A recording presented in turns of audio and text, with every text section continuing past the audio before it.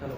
Start the first chapter of 12th standard physics in new syllabus.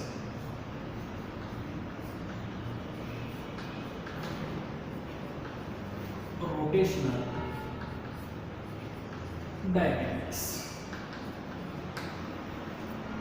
सर्वात पहिल्यांदा आपण 12th standard मध्ये जे आपण फिजिक्स शिकणार त्या फिजिक्सचे असलेले डिफरंट ब्रँचेस आहेत.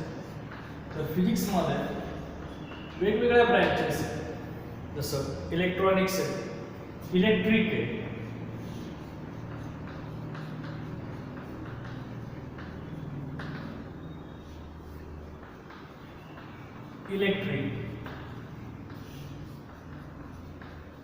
Sound, optics. तशीच एक ब्रँच आहे ती म्हणजे मेकॅनिक्स.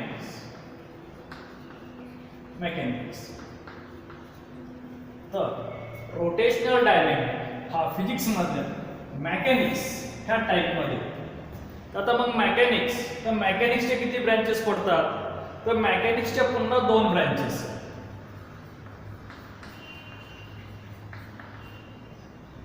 एक आहे स्टॅटिक आणि दुसरी आहे डायनॅमिक,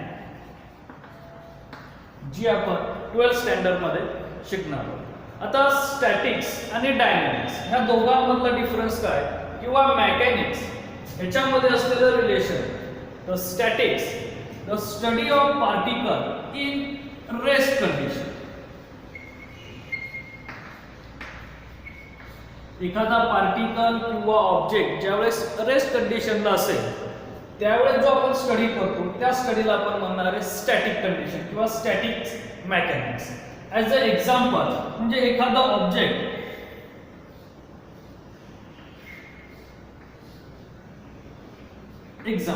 कन्सिडर करू. हा एक टेबल आहे आणि ह्या टेबलवरती आपण 100 kgचं एक वेट ठेवू. आता वेट म्हणजेच काय? फोर्स. तर त्यावेळेस ह्या दोन्ही बारवर किंवा ह्या टेबलचे जे पाय आहेत त्या पायावरती अप्लाय झालेला फोर्स जो ज्याच्यामध्ये येतो किंवा ज्या कंडिशन मध्ये येतो त्याला आपण काय म्हणतो? स्टॅटिक्स. आता डायनॅमिक्स म्हणजे काय? द स्टडी ऑफ ऑब्जेक्ट और particle in motion. Study of object of particle in motion. ज्यावेळेस एखादा पार्टिकल किंवा ऑब्जेक्ट आपला मोशन मध्ये जाईल किंवा मुव्हिंग मध्ये असेल त्यावेळेस झालेली कंडिशन ती आपण कशात घेणार आहे? डायनॅमिक्स मध्ये घेणार.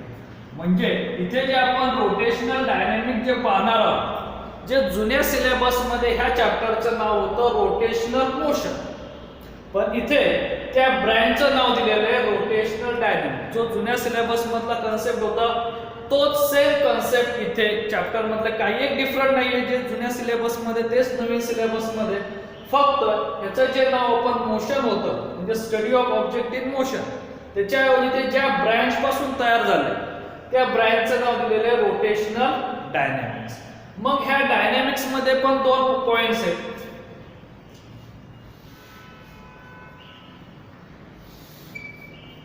एक पॉइंट येतो तो म्हणजे येतो कायनेटिक्स आणि दुसरा येतो तो कायनेमॅटिक्स. तर पहिल्यांदा आपण पाहणार आहे कायनेमॅटिक्स.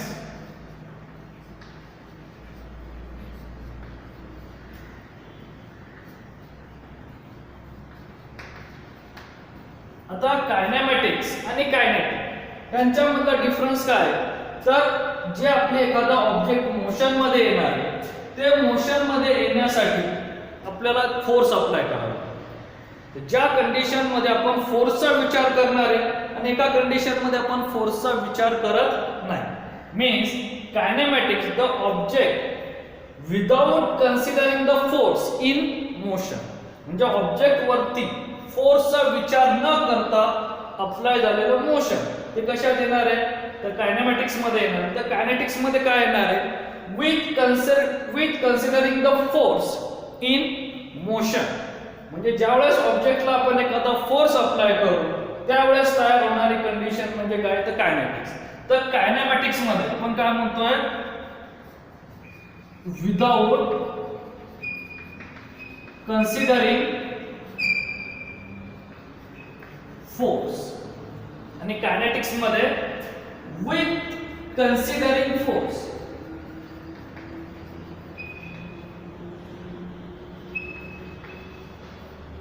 हा या दोघांमधला असलेला फरक आहे, विदाउट अँड विथ. म्हणजे डायनॅमिक्स हे मोशन मधलेच दोन पार्ट्स, ज्याच्यामध्ये फोर्स अप्लाय केल्यानंतर आलेला फोर्स, ज्याच्यामध्ये फोर्सचा विचार न करता, म्हणजे दोन्ही कंडिशन मध्ये आपल्याला फोर्स अप्लाय करायचा आहे, पण कायनेमॅटिक्स मध्ये आपण ते जे काही इक्वेशन किंवा डेरिव्हेशन पाहणार त्याच्यामध्ये आपण फोर्स ही फिजिकल क्वांटिटीचा यूज करत नाही, पण कायनेटिक्स मध्ये आपण त्या फोर्स या फिजिकल क्वांटिटीचा यूज करतो. मग असे कोणते इक्वेशन आहेत, तर आपल्याकडे असलेले तीन इक्वेशन, ज्याला आपण न्यूटन्स कायनेमॅटिक्स इक्वेशन म्हणतो किंवा न्यूटन्स लॉ ऑफ मोशन किंवा कायनेमॅटिक्स लॉ ऑफ मोशन, जे आपण 11th स्टँडर्ड मध्ये पाहिलेले. मग ते कोणकोणते आहेत हे मी वरती लिहितो.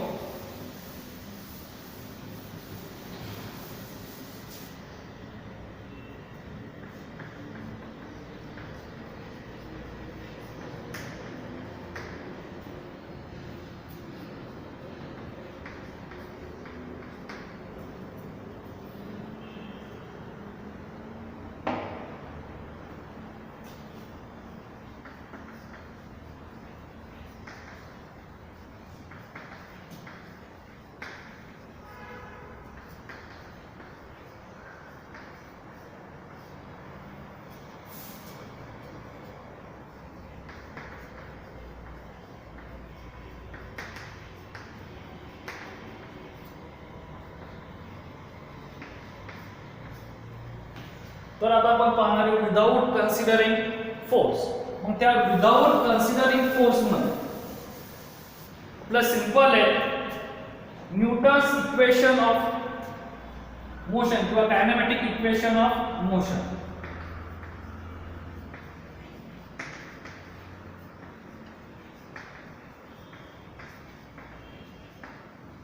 मग कायनेमॅटिक इक्वेशन कोणते जे आपण गेल्या वर्षी पाहिले, V is equal to U plus AT, S is equal to UT plus 1/2 AT square, and V square is equal to U square plus 2AS.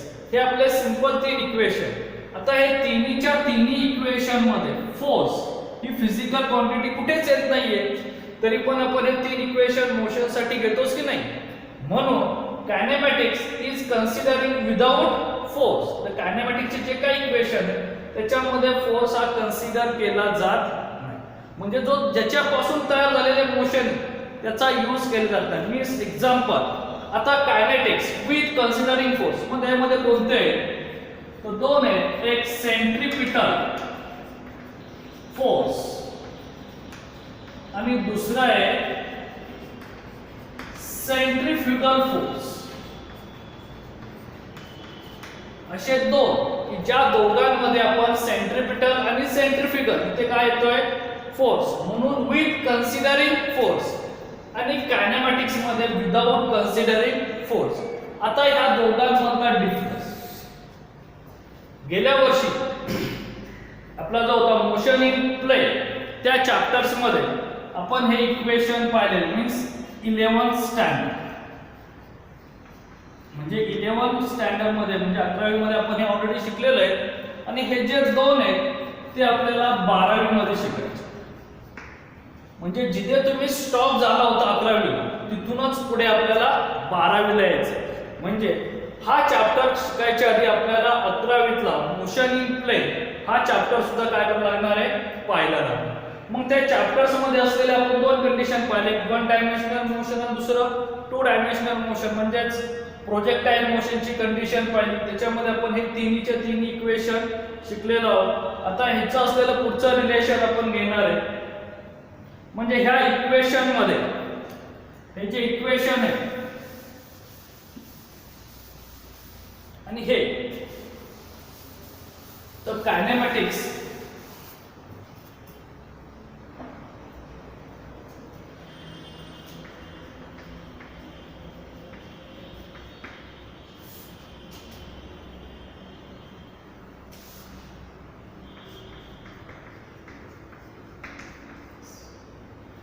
Kinetics. तर कायनेटिक्स मध्ये की जो हा चॅप्टर आपला आलेला आहे रोटेशनल डायनॅमिक्स, मग त्या डायनॅमिक्स मध्ये किंवा ह्या रोटेशनल डायनॅमिक्स मध्ये आपण काय शिकणार आहोत, तर दोन कंडिशन शिकणार आहोत. एक सर्क्युलर मोशन आणि दुसरा रोटेशनल मोशन. हे दोन्ही सुद्धा चॅप्टर जुन्या सिलेबस मध्ये होते. हा फर्स्ट चॅप्टर होता आणि हा थर्ड चॅप्टर होता. या दोघांचं कॉम्बिनेशन रोटेशनल डायनॅमिक्स मध्ये केले. याच्यामधला काय जो निम्मा पार्ट्स आहे जो आपण कायनेमॅटिक्स मध्ये पाहिला विदाउट अप्लाइंग द फोर्स किंवा विदाउट कन्सिडरिंग द फोर्स, तो 11th स्टँडर्ड मध्ये झाला. आणि त्याचा पुढचा पार्ट जो आपण फोर्स मध्ये विथ कन्सिडरिंग द फोर्स म्हणजे सेंट्रिपिटल फोर्स किंवा सेंट्रिफ्युगल फोर्स, तिथून पुढे चॅप्टर आहे तसा आपल्याला 12th स्टँडर्डला सर्क्युलर मोशन आणि रोटेशनल मोशन मध्ये पाहिजे. तर आता आपण पाहणार आहोत सर्क्युलर मोशन. आता सर्क्युलर मोशन म्हणजे काय, कन्सिडर करा इथे एक सेंटर आहे, तो सेंटर म्हणजे आपण सन कन्सिडर करू.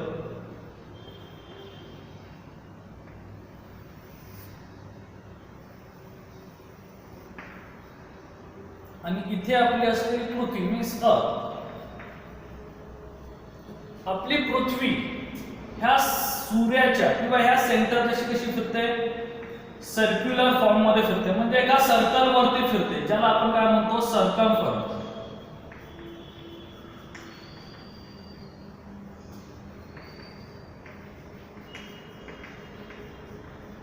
Circumference of circle. तर ह्याच्यावरती आपली जी पृथ्वी गोल फिरते त्यावेळेस तयार झालेल्या मोशनला आपण काय म्हणणार आहे, सर्क्युलर मोशन. आता आपली पृथ्वी फिरताना इलेप्टिकल शेप मध्ये फिरते, आपण कन्सिडर करतो ते एका सर्क्युलर फॉर्म मध्ये फिरते. हा तिचा सेंटर आहे आणि हा एक ऑब्जेक्ट आहे. The simple definition, it is a motion of an object, it is a motion of an object along the circumference of circle about at any point.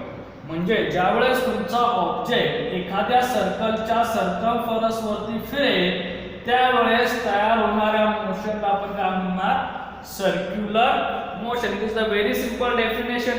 It is motion of an object along the circumference of circle about at any point. म्हणजे तुमच्या कुठल्याही पॉइंटला. ते झालं. It is the simple example, earth rotate around the sun in circular motion.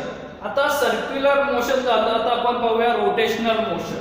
आता rotational motion मध्ये काय होतं, सेम एक्झाम्पल फॉर अर्थ, पण इथे अर्थच्या आपण दुसऱ्या कंडिशनचं यूज करतो. इथे असलेली आपली अर्थ किंवा पृथ्वी ही सर्कल भोवती फिरते किंवा सर्कलच्या फॉर्म मध्ये फिरते. आणि इथे ज्यावेळेस ती स्वतः भोवती फिरेल, म्हणजे आपली पृथ्वी फिरताना कशी फिरते, वेस्ट टू ईस्ट या फॉर्म मध्ये फिरते. ही फिरताना काय झाली, स्वतः भोवती फिरते. The object motion its own axis.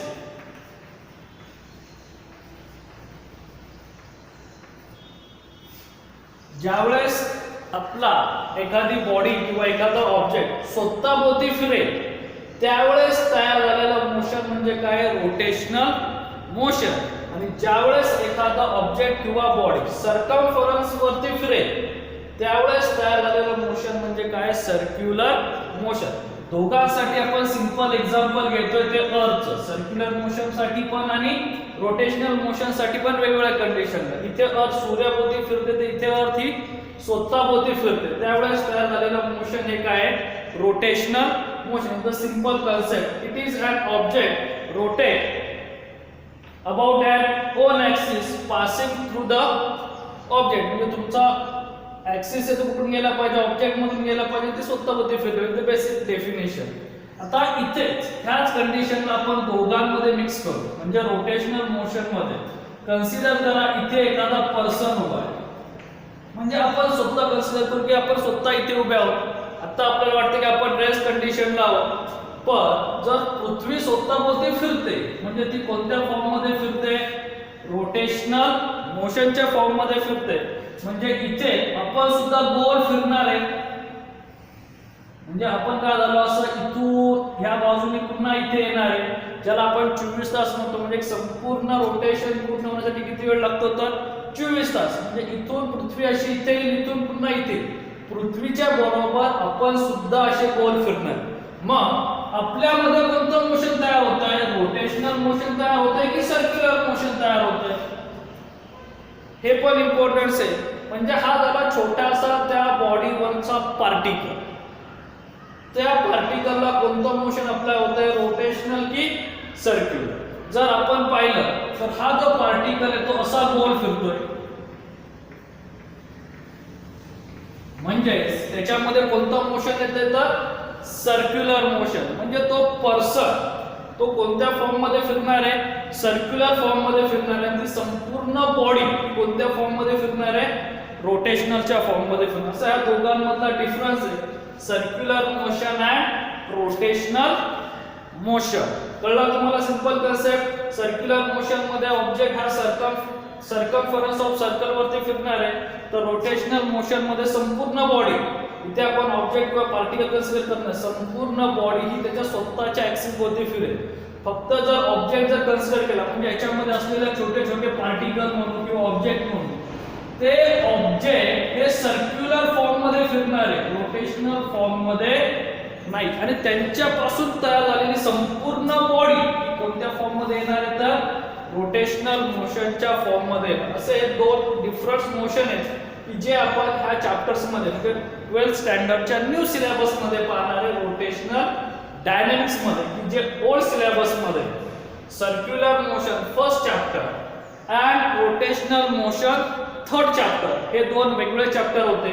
Motion या शब्दाचा फक्त चेंज करून त्यांनी डायनामिक्स म्हणजे ज्या ब्रँच पासून हे आलेले त्या ब्रँचचं त्यांनी नाव दिलेले डायनामिक्स. त्याच्यामध्ये आपण without applying force, without considering force आणि विथ कन्सिडरिंग फोर्स ह्या दोघांचा म्हणजे एक फक्त केसचं त्या मोशनची कंडिशन सांगतो, दुसरं ते कशामुळे मोशन आलं ते दाखवतो. असे आपल्याकडे दोन आहेत. तर इथे आपण पुढे पाहणार आहोत सर्क्युलर मोशन मध्ये असलेलं रिलेशन जे 11th स्टँडर्ड मध्ये आपलं झालेलं आहे.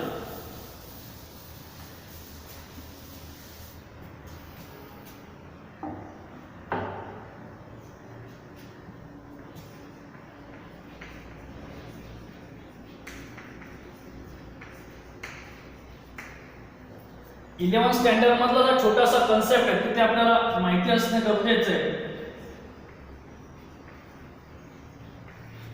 लिनियर डिस्प्लेसमेंट जे आपल्याला मोशन इन प्लेन ह्या चॅप्टर मध्ये डिस्प्लेसमेंट, डिस्टन्स याचा कन्सेप्ट आपला क्लिअर झालेला आहे. त्याच नंतर तिथे लिनियर वेलोसिटी,